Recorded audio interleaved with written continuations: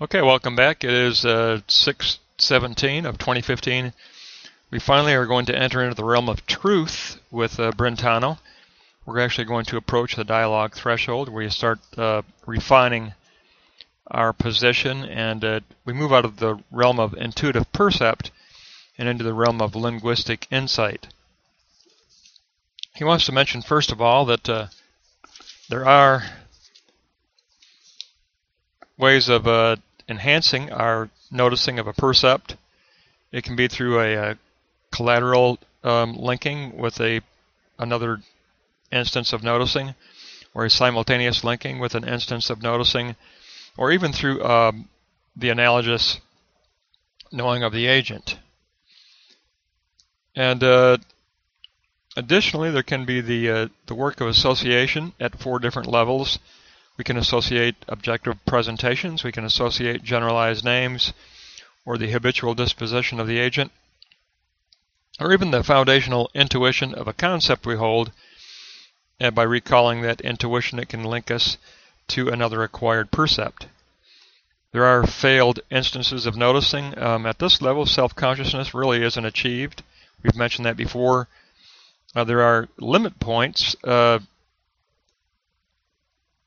that also prevent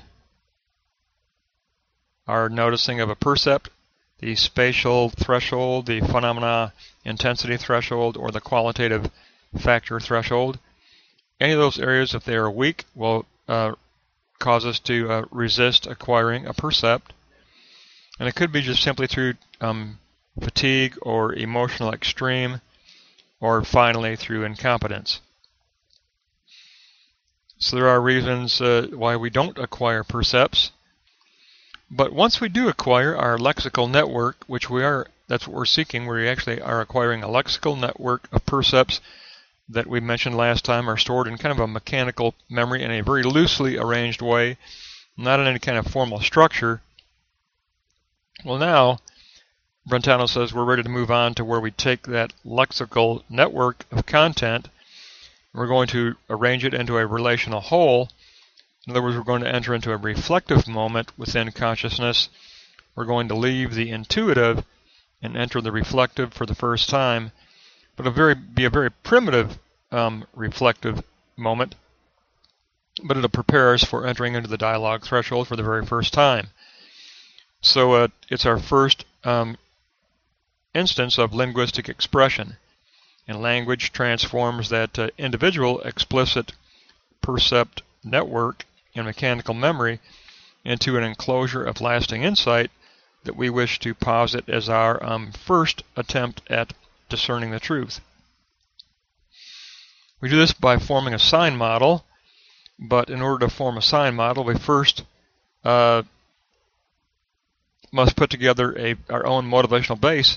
So we engage in an internal dialogue to more or less enhance and develop our motivational base of attestation that influences all of our enclosures of truth for positing. And then we set up an array of collateral attachments that will always ensure that we recall that motivational base. So once we have the motivational base of attestation as a substrate in place, we're ready to construct our sign model and posit it at the dialogue threshold. But Brentano gives a great deal of attention to this sign model, which I think is great. He says there are 8 aspects of the construction of a sign model that's going to be taken to the intersubjective realm of the dialogue threshold.